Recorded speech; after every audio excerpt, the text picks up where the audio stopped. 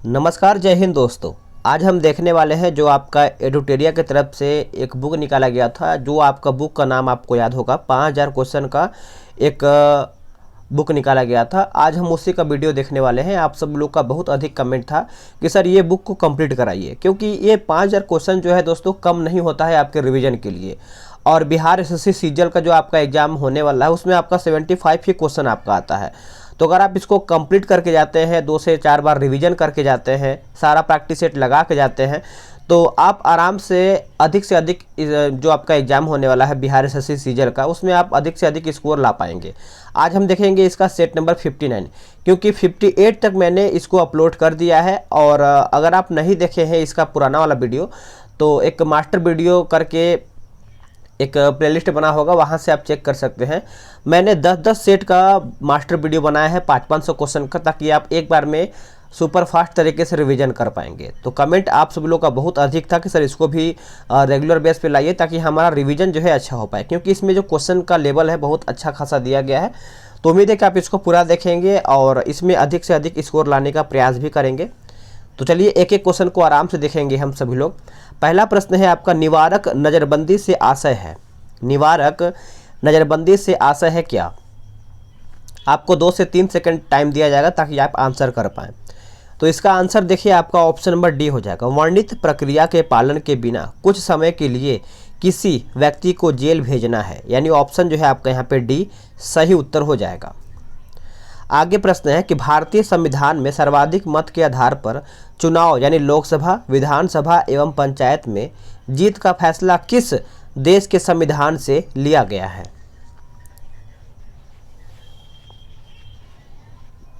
तो इसका उत्तर जो है दूसरे का ऑप्शन नंबर ए हो जाएगा, ब्रिटेन के संविधान से। याद रखेंगे, ब्रिटेन के संविधान से लिया गया है। ए जो है इसका सही उत्तर हो जाएगा। चलिए नेक्स्ट क्वेश्चन देख लेते हैं। आगे है क्वेश्चन नंबर 3। भारतीय संविधान में निर्वाचन आयुक्तों को पद से हटाने का अधिकार जो है किसे दिया गया है? भारतीय संविधान में निर्वाचन आयुक्तों को पद से हटाने का जो अधिकार है ये किसके पास होता है? तो ये राष्ट्रपति के पास होता है। याद रखेंगे, ये राष्ट्रपति के पास होता है। ऑप्शन जो है आपका डी सही उत्तर हो जाएगा। भारतीय संसद में स्थायी समितियों की प्रणाली जो है विकसित किया गया था कब से? तो सही आंसर हो जाएगा ऑप्शन नंबर डी 1983 से, वर्ष 1983 से। संघ एवं राज्यों के लिए लोक सेवा आयोग के सदस्यों की नियुक्ति जो है और पदावधि संबंधित प्रावधान जो है किया गया है कौन से अनुच्छेद में? फिर से पढ़ लेते हैं कि जो आपका यहाँ पे संघ एवं राज्यों के लिए लोक सेवा आयोग के सदस्यों की जो नियुक्ति है और पदावधि जो है यह आपका प्रावधान कौन से अनुच्छेद में किया गया है? तो अनुच्छेद 316 में, अनुच्छेद 316 ऑप्शन नंबर ए। आगे प्रश्न है कि राज्यपाल की अध्यादेश संबंधित शक्तियों के संबंध में असत्य कथन का चयन करके बताएं। तो इसमें से आपका गलत कथन कौन सा है वही आपको बताना है। तो देखिए, विधानमंडल सत्र के मौजूद नहीं होने पर अध्यादेश जारी कर सकता है, जो कि ये सही पॉइंट है। विधानमंडल के विधि निर्माण के अधिकार क्षेत्र पर ही अध्यादेश जारी कर सकते हैं, ये भी आपका सही पॉइंट है। और सी आपका यहाँ पे गलत हो जाएगा। राज्यपाल के अध्यादेश निर्माण की शक्ति स्वैच्छिक है, जो कि ये गलत है। और डी आपका यहाँ पे क्या बोल रहा है कि विधानमंडल सत्र प्रारंभ होने के 6 सप्ताह में अध्यादेश जो है समाप्त हो सकता है या फिर समाप्त हो जाता है। तो ऑप्शन जो है आपका यहाँ पे डी भी सही हो जाएगा। नेक्स्ट प्रश्न है कि निम्न कथनों पर विचार कर सही कथन चुनें। तो सही कथन क्या होगा? देखिए, ताप बढ़ने से पदार्थ का जो आयतन होता है वो आपका बढ़ता है, तो ये भी पॉइंट आपका पहला पॉइंट सही है। ताप घटने से वायु में ध्वनि का वेग जो है घटता है, ये भी सही है। ताप बढ़ने से पदार्थ की जो अवस्था भी परिवर्तित हो सकती है, तो ये भी पॉइंट आपका सही है। तो पॉइंट की बात करेंगे तो आपका ऑप्शन नंबर डी हो जाएगा। 1, 2, 3 पॉइंट सही उत्तर हो जाएगा। चलिए आगे देख लेते हैं। अगर आप PDF डाउनलोड करना चाहते हैं पूरा, यानी पूरा 100 प्रैक्टिस सेट, तो इसका जो लिंक है आपको डिस्क्रिप्शन में मिलेगा, वहाँ से आप चेक करके आराम से डाउनलोड कर पाएंगे। पहला प्रश्न मतलब क्वेश्चन नंबर 8 आपका है कि फैराडे के इलेक्ट्रोलिसिस का नियम संबंधित है किससे? तो इसका जो नियम है दोस्तों ये किससे संबंधित है बताइएगा। तो ऑप्शन नंबर सी हो जाएगा, इलेक्ट्रोलाइट के समतुल्य द्रव्यमान से है। इलेक्ट्रोलाइट के समतुल्य द्रव्यमान, ऑप्शन जो है आपका यहाँ पे सी सही उत्तर हो जाएगा। जब प्रकाश विरल से सघन माध्यम में जाता है तो माध्यम में प्रकाश की गति तब माध्यम में प्रकाश की गति पे क्या असर पड़ता है? तो इसका जो माध्यम होता है वो घटता है। ऑप्शन जो है 9 का बी सही आंसर हो जाएगा। आगे प्रश्न है कि सर्वाधिक यौगिक बनाने वाला अक्रिय गैस जो है कौन सा है, बताइएगा। तो अक्रिय गैस की बात कर लेते हैं तो ये आपका जेनॉन हो जाएगा। क्या हो जाएगा? जेनॉन। ऑप्शन नंबर डी सही आंसर हो जाएगा। वनस्पतियों को पराबैंगनी किरणों के दुष्प्रभाव से बचाने वाला वर्णक का नाम क्या है, बताइएगा। तो इसमें वर्णक का नाम पूछ रहा है, तो सही आंसर आपका हो जाएगा ऑप्शन नंबर ए, यानी कैरोटीनॉइड्स हो जाएगा। ए इसका सही आंसर हो जाएगा। केचुए में कितने जोड़ी हृदय होते हैं? Very important. केचुए में कितने जोड़ी जो हृदय होता है वही पूछ रहा है। तो 5 जोड़ी हृदय होता है। ऑप्शन जो है आपका यहाँ पे सी सही उत्तर हो जाएगा। चलिए नेक्स्ट क्वेश्चन देख लेते हैं। आपका 13 नंबर बोल रहा है कि निम्नलिखित में से किसमें ऋणात्मक आवेश होती है? इनमें से आपका ऋणात्मक आवेश पूछ रहा है। तो इसका 13 का जो सही उत्तर है आपका हो जाएगा ऑप्शन नंबर सी। याद रखेंगे 13 का जो है ऑप्शन नंबर सी सही उत्तर हो जाएगा। खाद्य संरक्षण के रूप में किस तत्व का प्रयोग जो है किया जाता है? खाद्य संरक्षण के रूप में किस तत्व का प्रयोग किया जाता है दोस्तों? तो ये आपका हो जाएगा option number C benzoic sodium लवण। बेंजोइक सोडियम लवण जो है इसका सही उत्तर हो जाएगा। स्टील की कठोरता प्रदान करने के लिए बढ़ाई जाती है किसकी मात्रा? देखिए अगर स्टील की कठोरता यानी स्टील जो है मजबूत होता है किसके वजह से? तो कार्बन की मात्रा जो है इसमें अधिक देखने को मिलता है। तो बी जो है इसका सही उत्तर हो जाएगा। आगे देख लेते हैं 16 नंबर। 16 आपका बोल रहा है कि CNG है। तो CNG एक प्रकार से कंप्रेस्ड नेचुरल गैस है। ऑप्शन जो है आपका यहाँ पे ए सही उत्तर हो जाएगा। ताप का निम्नलिखित में से किस पैमाने में ऋणात्मक मान नहीं होता है? ऋणात्मक मान नहीं होता है दोस्तों। तो 17 का सही उत्तर हो जाएगा option number C Kelvin. Kelvin नहीं होता है, बाकी फ़ारेनहाइट होता है, सेल्सियस होता है और रियूमर भी होता है। आगे प्रश्न है प्रतिवर्ती क्रियाओं का नियंत्रण कहाँ पर स्थित है? ये कहाँ पर स्थित है तो बताइएगा। तो ये आपको देखने को मिलता है मेरुरज्जु में। कहाँ पे? मेरुरज्जु, यानी ऑप्शन नंबर सी इसका सही उत्तर हो जाएगा। अब आते हैं 19 नंबर पे। 19 आपका बोल रहा है कि निम्नलिखित में से कौन अदिश राशि है? देखिए अदिश राशि और सदिश राशि इसको आराम से देखिएगा। बहुत लोग को इसमें कन्फ्यूजन होता है क्योंकि ऑप्शन ही ऐसा दे देता है। तो इसका देखिए सही उत्तर जो है आपका ऑप्शन नंबर सी जो है सही उत्तर हो जाएगा। ये जो कार्य दिया हुआ है ये आपका अदिश राशि है। बाकी जो सदिश राशि आपका वेग हो जाएगा, विस्थापन हो जाएगा और बल भी हो जाएगा। न्यूटन के किस गति नियम के अनुसार क्रिया एवं प्रतिक्रिया का मान जो है बराबर होता है?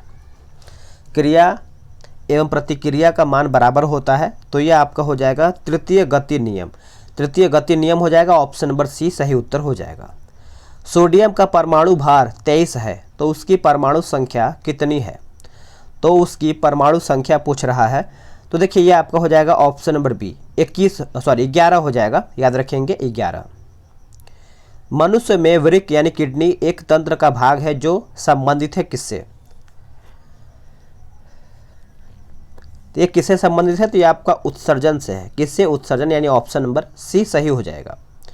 जब गोलीय दर्पण यानी अवतल दर्पण में वस्तु वक्रता केंद्र पर होगी तो उसका प्रतिबिंब जो है कहाँ बनेगा? उसका प्रतिबिंब कहाँ पर बनेगा दोस्तों?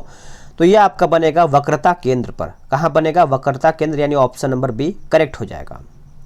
आगे है सूची 1 और सूची 2 को मिलान करना है। एक तरफ आपका खनन क्षेत्र दिया गया है, दूसरे तरफ आपका यहाँ पे खनिज दिया गया है। तो हम इसको अच्छे से मिला लेते हैं। 24 नंबर है ना। तो देखिए जो आपका गुरु महिसानी जो दिया हुआ है ये आपका हो जाएगा लौह अयस्क। तलचर जो है ये आपका हो जाएगा कोयला के लिए है। जादूगोड़ा सभी को पता है ये आपका यूरेनियम के लिए है। और जवार जो है ये आपका हो जाएगा जस्ता के लिए। तो सभी का जगह यहाँ पे दिया हुआ है, आप अच्छे से देख लीजिएगा। आगे है कि मानचित्र पर खींची हुई वे रेखाएं जो सागर तल से समान ऊंचाई को निरूपित करती हैं तथा विभिन्न स्थानों से होकर गुजरती हैं वह क्या कहलाती हैं? तो वह आपका समोच्च रेखाएं कहलाती हैं। ऑप्शन जो है आपका यहाँ पे बी सही आंसर हो जाएगा। चलिए आगे देखते हैं। आगे प्रश्न है, निम्नलिखित में से शीत मरुस्थल कौन सा है? शीत मरुस्थल जो है कौन सा है बताइएगा। तो ये आपका हो जाएगा अटाकामा। अटाकामा जो है आपका शीत मरुस्थल के अंतर्गत आता है। सी इसका सही उत्तर हो जाएगा। और आप सभी लोगों से एक और बात पूछना था कि जो आपका ज्ञान बिंदु जीएस एकेडमी का जो प्रैक्टिस सेट निकाला गया है 15 प्रैक्टिस सेट, मैं सोच रहा हूं कि आप सभी लोग का जो उसका डिस्कशन दिया हुआ है, सिर्फ डिस्कशन का ही वीडियो बना करके आपको प्रोवाइड कराऊं, क्योंकि डिस्कशन में इतना आपका मटेरियल दिया हुआ है कि उससे आपका 300 से 400 क्वेश्चन वहाँ से तैयार हो जाएगा। तो आप सभी लोग का कमेंट रहेगा तो मैं उस पर वीडियो बनाऊँ, क्योंकि वो थोड़ा सा वीडियो जो है 1 से 1.5 घंटा का बन सकता है, लंबा बन सकता है, क्योंकि 75 क्वेश्चन तो मान के चलिए वो तो सेट में है, हर एक सेट में है ही, लेकिन जो उसका डिस्कशन दिया हुआ है बहुत अधिक डिस्कशन है, आप सभी लोग के लिए बहुत ही लाभदायक होगा एग्जाम के लिए। तो आपका कमेंट रहेगा तो मैं आप उस पर वीडियो बनाने का कोशिश करूँगा। आप कमेंट करेंगे तभी मैं बनाऊँगा, क्योंकि उसमें अधिक मेहनत लगेगा वीडियो बनाने के लिए। तो आप कमेंट करके बताइएगा। तो इसका आंसर देखिए 27 का हो जाएगा ऑप्शन नंबर डी, विद्युत उत्पादन और विक्रय में कर लगाना। ऑप्शन आपका जो डी है सही उत्तर हो जाएगा। चलिए 28 नंबर आपका यहाँ पे बोल रहा है कि निम्नलिखित में से चंद्रगुप्त के कुम्हार स्थित महल की खुदाई किसने कराई थी? तो ये किसने करवाया था दोस्तों? 28 का जो सही उत्तर है ये आपका हो जाएगा डॉक्टर स्पूनर ने। Option number A. 29 देख लेते हैं। बोल रहा है कि निम्नलिखित में से विद्यापति की रचना नहीं है कौन सा? देखिए विद्यापति की रचना जो है आपका ऋतुवंश जो है आपका विद्यापति का रचना नहीं है। ऑप्शन जो है आपका यहाँ पे डी सही हो जाएगा। बाकी कीर्तिलता है विद्यापति का, पदावली भी है और गौरक्षा विजय भी है। तो 29 की अगर हम बात कर लेते हैं तो डी यहाँ पे गलत हो जाएगा। 1914 में भारतीय राष्ट्रीय कांग्रेस द्वारा ब्रिटेन भेजे गए शिष्टमंडल में बिहार से निम्नलिखित में से कौन समूह शामिल था? बताइए इसका उत्तर क्या होगा? तो देखिए इसका उत्तर जो है दोस्तों ये आपका हो जाएगा ऑप्शन नंबर डी, मजहरुल हक और सच्चिदानंद सिन्हा। ऑप्शन जो है आपका यहाँ पे डी सही हो जाएगा। किस वंश के शासन काल में जैन धर्म में श्वेतांबर और दिगंबर शाखा में विभाजन हुआ था? तो इसका उत्तर हो जाएगा ऑप्शन नंबर डी, मौर्य वंश। याद रखेंगे, मौर्य वंश। आगे प्रश्न है, बोला कि देहलीवाल नाम का सिक्का किस वंश के काल में ढाला जाता है या फिर ढाला जाता था उस टाइम? तो 32 का उत्तर जो है आपका हो जाएगा ऑप्शन नंबर डी, तोमर वंश। क्या हो जाएगा? तोमर वंश। निम्नलिखित में से किस स्तूप का निर्माण बिना चबूतरे के किया गया है? बिना चबूतरे के किया गया है, यह आपका हो जाएगा ऑप्शन नंबर सी, सारनाथ के धामेक स्तूप का। सारनाथ के धामेक स्तूप यानी ऑप्शन नंबर सी। आगे प्रश्न है कि क्रांतिकारियों के विरुद्ध कार्य करने पर फणीश्वर नाथ घोष की हत्या निम्नलिखित में से किन क्रांतिकारियों ने किया था? इसका उत्तर आपका हो जाएगा ऑप्शन नंबर ए, यानी बैंकुट शुक्ल एवं चंद्रमा सिंह हो जाएगा। ए जो है इसका सही उत्तर हो जाएगा। नाटक अंधेर नगरी चौपट राजा किस साहित्यकार की रचना है?